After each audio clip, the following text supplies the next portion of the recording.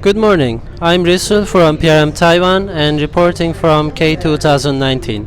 Today we are with Mr. Florian Mikulasch. He is a market analyst from VDMA, and he's invited us for an interview today. Good morning, sir. Good morning. Can you introduce yourself?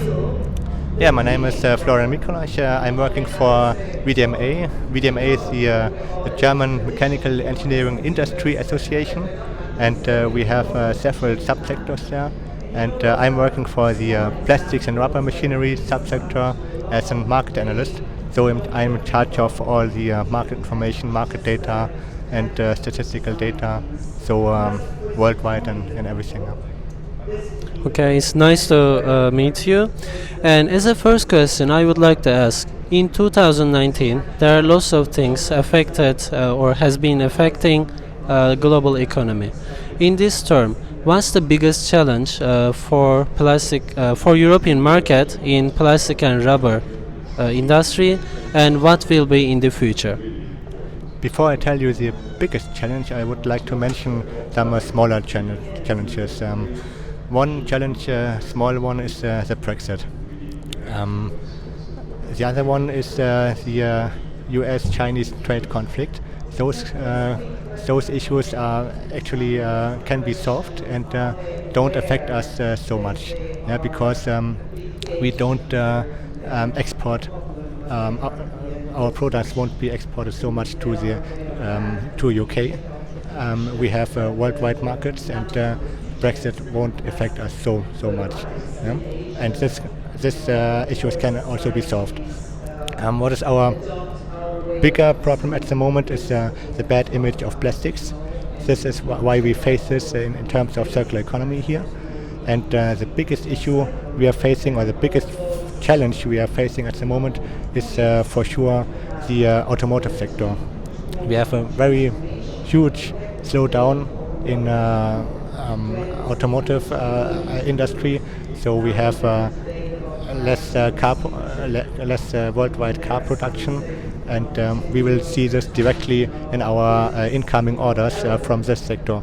So automotive companies won't buy machines from us because there's such a huge uncertainty in the market that they cannot decide anything and cannot make decisions, and cannot invest. So we are affected by this very much. And another question, what country is the next star and why? Actually, I think it's not a country, it's a whole continent. I think the next star will be Africa, because when you look at the figures, the worldwide population will increase a lot, and especially in Africa. So we have many consumers there who also want to eat, want to consume, and there we can, with our products, with plastics and rubber machinery, we can help to solve this. So they also need the machinery for feeding the people, for consumption, and this could be the next star. Yeah. Okay, and when we talk about circular economy, we most of the time talk about environmental protection. And in this case, how about the business dimension? Actually, if you want to do circular economy, you also need a business model. But in our case, first, as I mentioned at the beginning, we are facing the challenge that plastics has a very bad image at the moment. We have to change this and have to get plastics a better image once again. Circular economy is one step for this process, and if it comes to business, then when we talk about circular economy, it is also directly linked to the digitization, because I'll give you an example.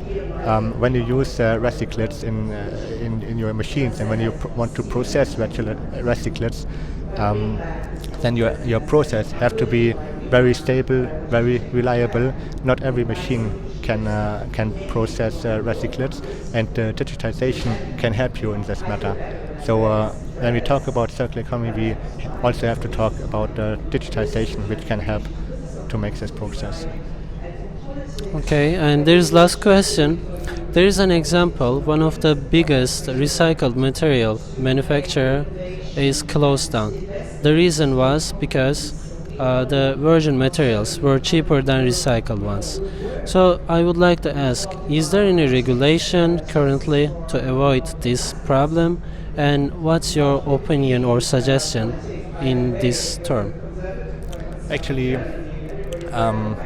there is a regulation by the European Commission, because the European Commission says that we have to use recyclates for the products. At the moment, we are using 2.5 million tons of recyclates in Europe, but the Commission said by 2025 it should be up to 10 million tons of recyclates. So there's a regulation set by the European Union to avoid this, to change the market a little bit. And we also think circular economy could be a game changer, because when you have to use more recyclates, you automatically use less virtual material. So there could be a shift in the market. We expect there will be a shift in the recyclates market. Yeah?